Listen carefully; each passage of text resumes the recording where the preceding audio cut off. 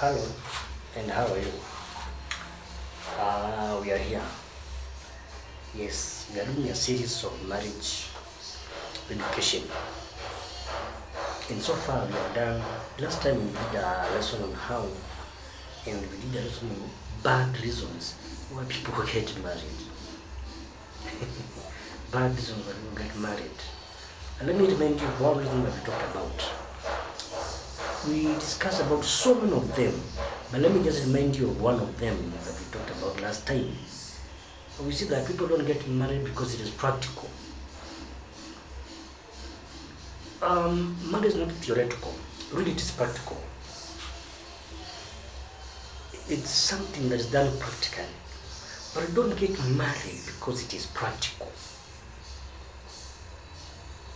I'm doing this seminar because I have received so many emails requesting me to discuss about marriage issues. So I'm only answering the question people have asked me to answer. So I'll challenge you to maybe follow me on this media and on this channel, because I'm going to teach you quite a number of things. You don't get married because it is practical. Like, you don't get married because your supposed spouse has big lands, has big business, has a big name, is a big investor in the world. And so you decide to just get married to them because it looks practical with them. I'm not saying that these things are bad. In fact, they are what we are looking for the rest of our lives. It is not bad to receive these perks. It is what many people are dying for. But what am I saying? I'm saying that if you get married because of these things,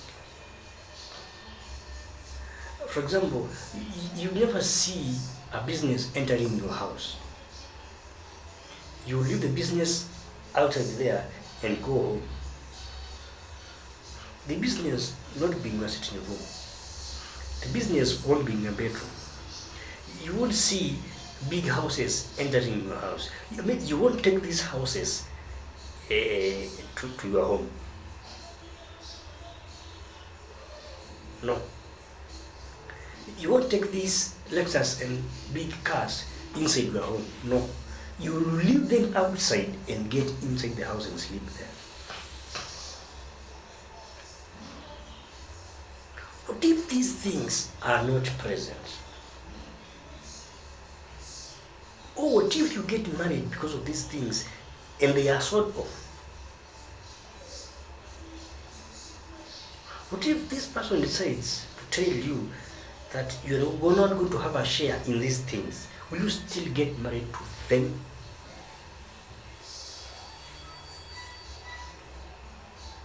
We're talking about the bad things or the bad reasons that make people get married. And we have discussed a number of them in our last episode. So today we are discussing about the good reasons why should people get married. And I have written so many books. I have books that I have written, but because I don't know you don't have time to read them, I will teach you from one book here that I have written personally. I am a professional in marriage problems, so I'm going to teach you professionally the good reasons why people should get married. So I'm teaching you from my book that I have written. A healthy relationship or a healthy marriage. You see, a marriage will result from a relationship. Because you just don't meet a person in the street and marry them the next day. You could marry a devil or a witch unknowingly. So it is assumed, it's not even assumed, it is practical, it is healthy, it is good to be in a kind of a relationship with that person before getting married to them. So a healthy relationship, a healthy marriage is not one that is free from quarrels. It's not one that is free from arguments. It is not one that is free from fights. It is not one that is free from differences.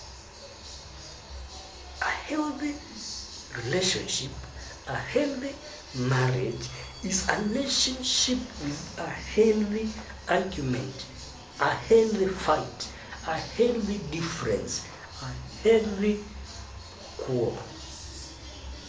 Any union, any relationship, any marriage minus these things is not a good one.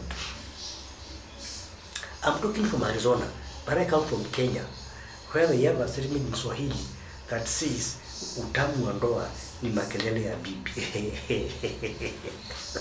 They use that statement that utamu wa ndoa ni makelele ya bibi. Where I come from in Kenya, they do say that unless the wife is so argumentative and the wife is so noisy, then the marriage will be sweet. It's not sweet. So they say that the sweetness of marriage are these fights. You know, African women like arguing so much. So wanasema, they say in Swahili that utamu wa ndoa ni makelele ya bibi.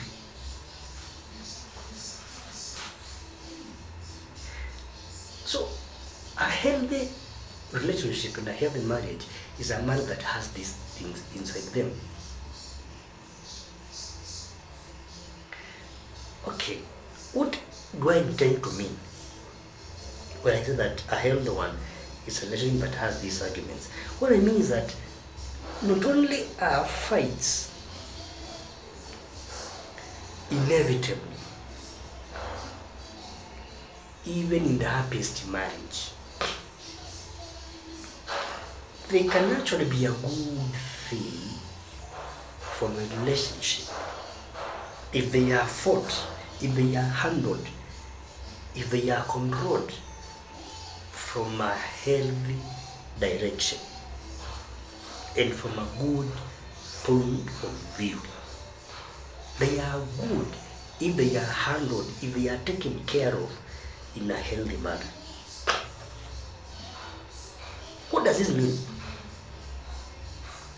This means that when you do or when you get upset in your union, in your relationship, in your marriage, and when you argue with one another, you try to get to the root of the problem. You try to understand what caused this fight. You try to understand what caused this quarrel. Instead of just jumping to the other person and attacking them. But you understand why it happened the way it did. You try to understand why the person quarreled. You try to understand why the person made noise. You try to understand why this person did not understand you. Okay, let me give you an example. Maybe your partner ignored you when you needed them most. They could have left and went off on their missions when you needed them near you most, actually. So instead of calling them and making noise on them, instead of ambushing them in their homes, instead of calling them, you try to understand why they left in the first place. Because you could be the reason why you were left. You could be the reason why you were left.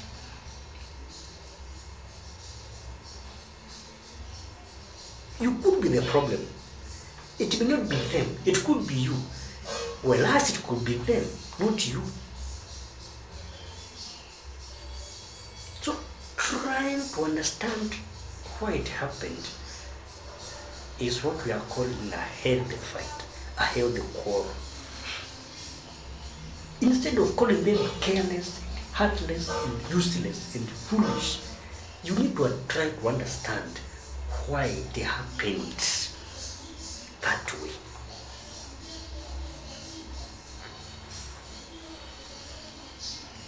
And so, if you don't try to understand why it happened, then it becomes an awkward kind of marriage. Because you find that in many times you can't avoid these things. They will come, whether you like it or not. So when they come, the way you handle them makes or breaks your marriage. And we are saying that a healthy union must have these things. You must quarrel, you must fight, you must make noise, you must air out your views and air out your points. So it must happen. You need to understand why you felt the way you felt when they left. Could you be afraid of being left alone? Could you be angry because they left? Do they understand why they left? Do they care why they left? Do they? Do they communicate why they did the way they acted? So I'm saying that reason number one, and the good one to get married is this: fight well. Yeah? Quarrel well. Cry well. I'm not saying beat them well. Beating is not here. I'm only saying make noise well. And by so doing, you'll be growing up in your marriage. You'll be rising up in your marriage. Marriage is one big school, a good one actually. You see, most arguments in relationships or in marriages do come from misunderstandings of emotional needs. They come from simple and minor and petty misunderstandings.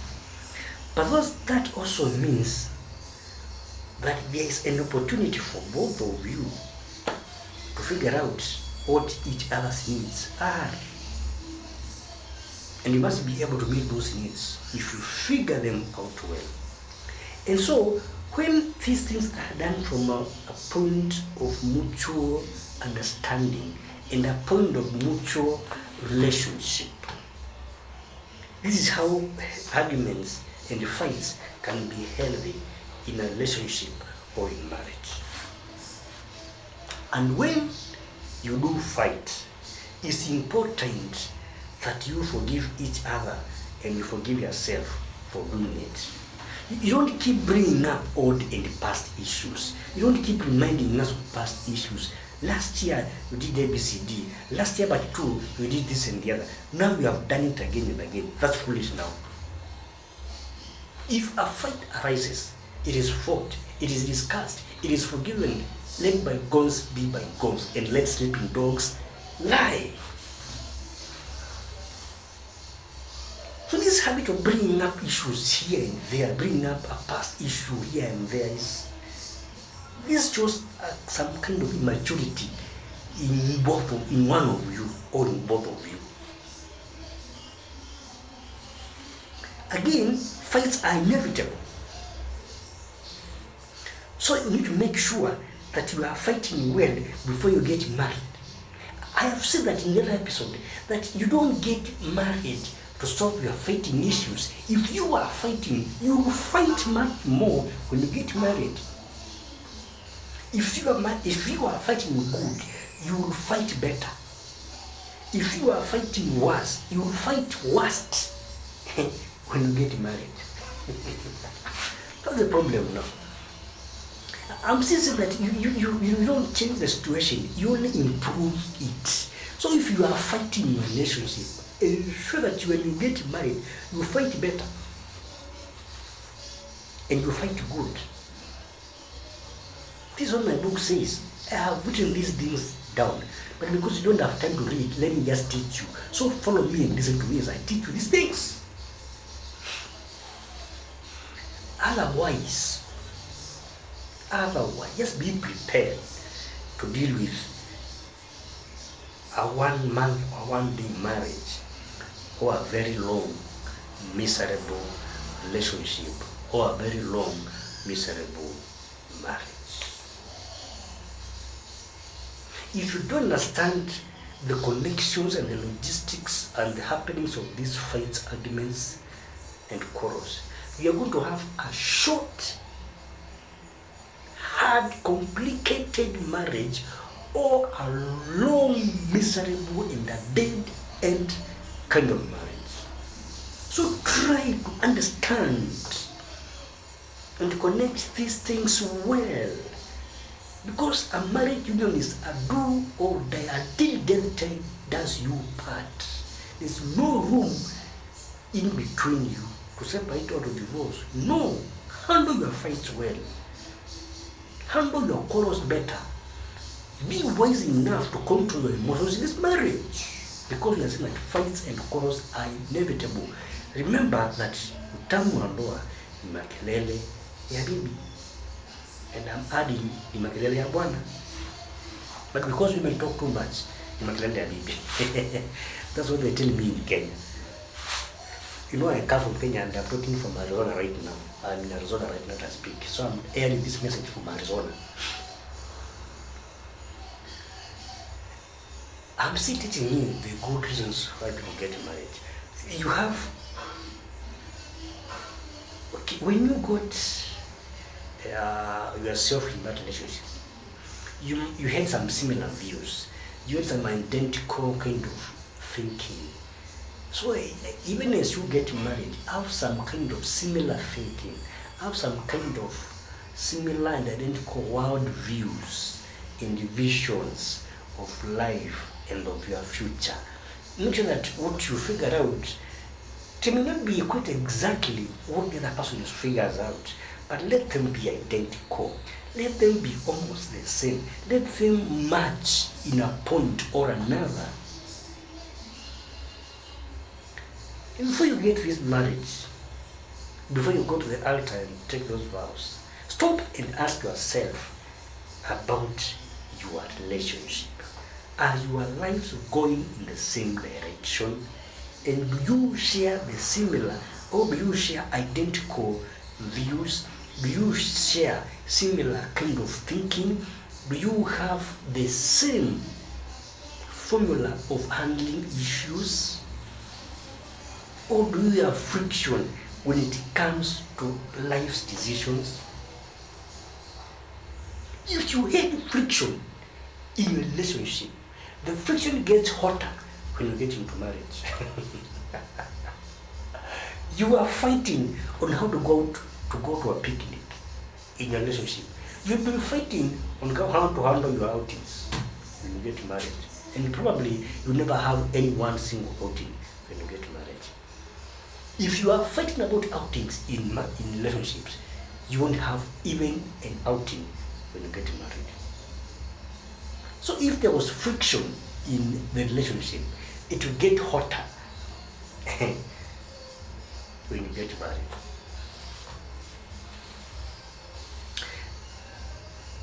Look about your careers and your lifestyle. Do they look similar? Do they match?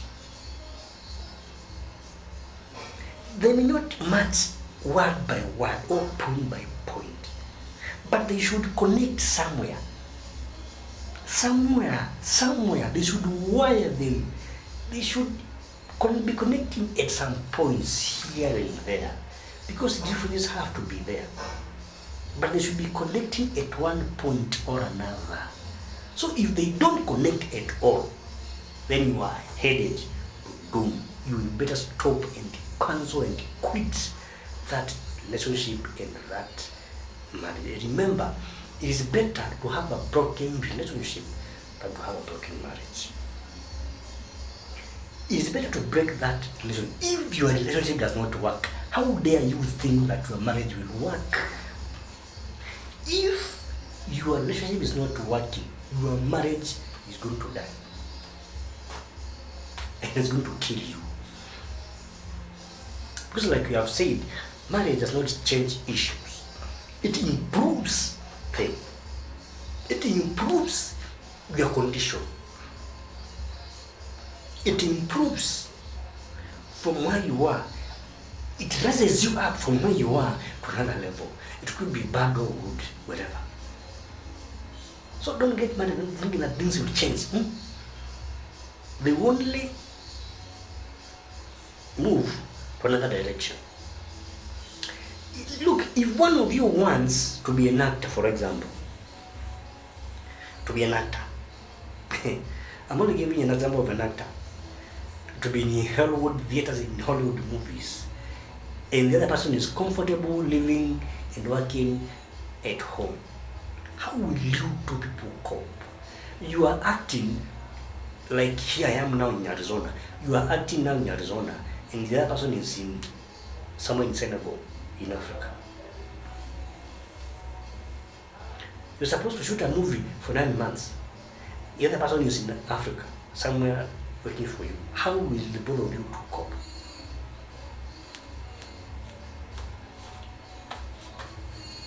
How exactly is that going to work? Tell me. How exactly can that work?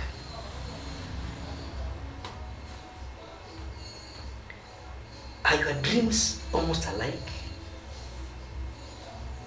You see, if these things don't work, it will force one of you to crush down their dreams, and they'll end up living with the regrets in their lives. And at the end, you break your marriage. So if your things don't align, if they don't connect, if they don't match in your relationship, break it before it breaks your marriage. What am I saying? You need to have similar world views. You need to have some similar thinking before you get married. These are the good reasons why people get married. If one of you wants to spend money on traveling and sightseeing, like me, I love sightseeing and traveling a lot. It's my hobby. But the other one would like to buy a good car, have a good farm and a big house and work around that place. And I love traveling and moving around for the whole of the year. How shall we cope? No, don't tell me, I'm just asking, how shall we cope? There'll be a problem there. Have some similar world views. If now you are hooked up in this kind of a difference, one of you has to give up their dreams. They have to give up their career. They have to give up their passions to follow yours. It is not just going to work. And if one of you gets suppressed or change their thinking or change their values in some way, remember that you will be in a hard rock kind of a marriage. One of you loves raising children, the other one loves being alone, and you still go ahead and marry that kind of a person. You are entering a problematic zone. Why can't you see it early enough? You see, there's a strong relationship that is there. There's a strong friendship before you get married. You'll find that you are all stunned, you are all ugly looking at one another, and you are still courting, you are still in a relationship. You're not friends in a relationship. You see, even when a marriage breaks, even when you divorce, there's one thing that is left between those two people. The initial friendship can never die. That's why people can separate for 10 years, but they meet for 2 minutes and they'll sleep together that same day. Did you hear that? People separate for 20 years, but they meet for 10 minutes, and the 11th minute they are under the sheets together. Because that first initial friendship does not die. imagine you are getting married without that background friendship, without that background relationship. What are you doing to yourself? Really, what are you doing to yourself?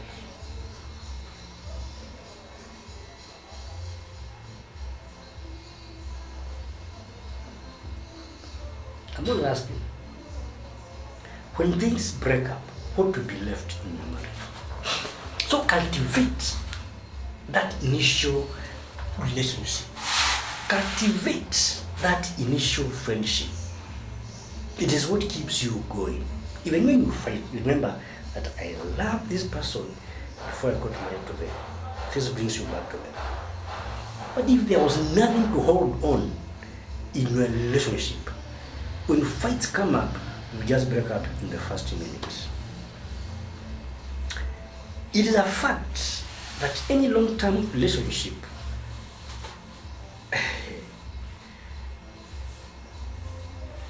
you see, most of us are held on to relationships and in marriages because of some sexual desires, because of beauty, because of romance. But let me tell you, I would say that it is a fact that in any long-term union, in any long-term relationship, in any long-term marriage, sexual desires come and go. Love comes and goes. That sexual attraction dwindles. That beauty you are seeing gets corrupted. And what you loved initially is no more. It's no longer visible. What will you do if you are attracted to this person because of these reasons? These things fluctuate in any long-term relationship. What will you do when they fluctuate? Where will you go when they are not there anymore? Will you leave that person because they are no longer sexually looking? Will you leave them because they are now poor? Will you?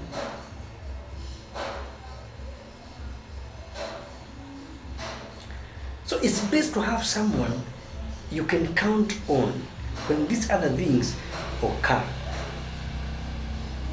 You should be marrying someone who's not just an ideal romantic person for you, but who's your friend. Marry your friend. Don't marry them because they are so romantic. Don't marry them because they are so sexy.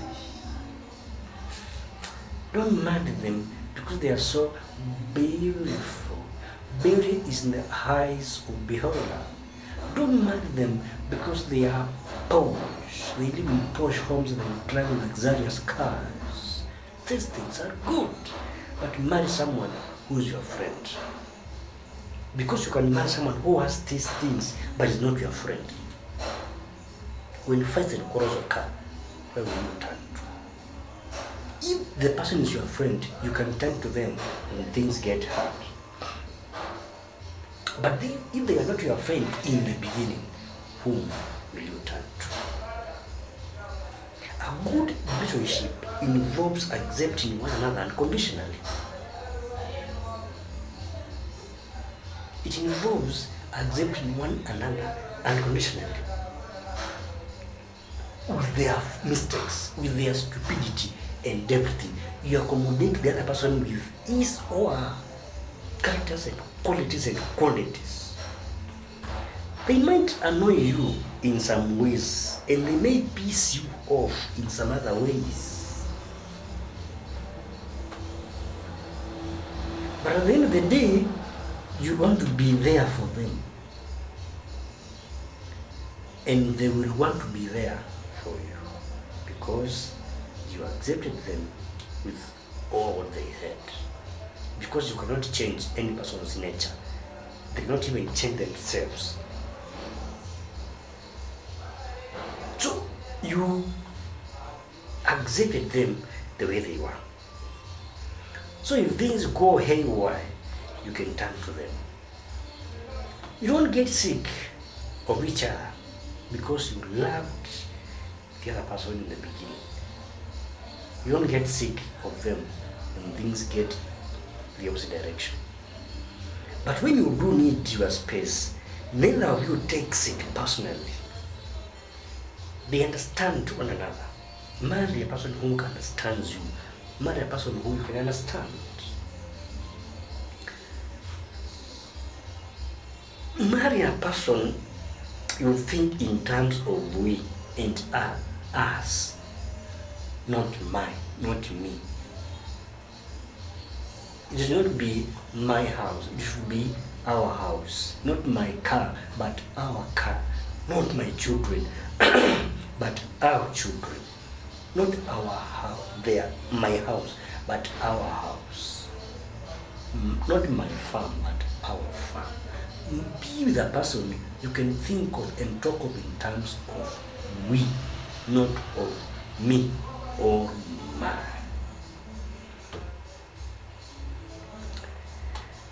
You see, I'm talking about the good reasons why you need to get married. Marry a person you are excited to be with. It should be an exciting adventure. It should not be an obligation. The last thing you want to see, you should not see getting married as something that you have to do. It's not a duty. It's not something that you must do or you have to do. Don't marry as if it is an obligation. It will be an exciting, adventurous movement. I don't mean that someone should give you conditions and ultimatums for you to marry them. No. I am saying be excited, be happy, be moved to marry that person. Don't be you under pressure to marry the person. Don't be conditioned to marry the person. Don't get married because that's what people do. Get married because you like it and you are ready for it. You are prepared for it. It's not a duty that people must do. If you do marry because others are doing it, remember that you are not them and they are not you. So if you marry because they are doing it, then you have messed up your life. Completely and forever.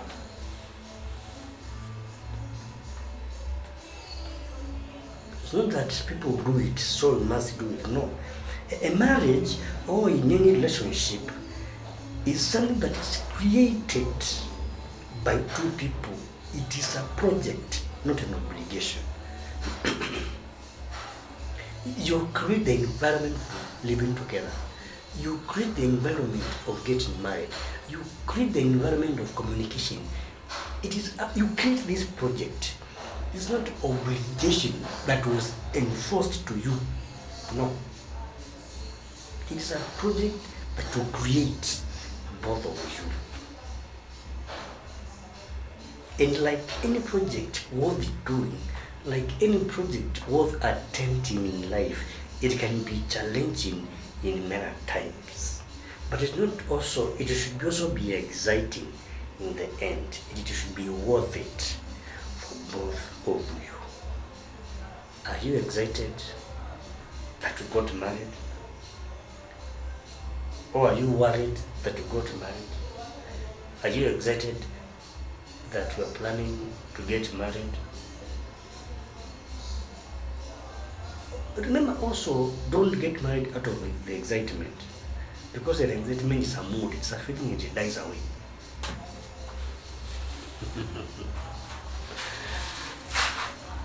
As you get married, think squarely. And look beyond very many years to come before you get married. Think ahead very many years to come before you get married. Because any single and simple careless mistake will ruin your life forever. Any careless mistake is going to mess you up, my friend. Why should you get messed up?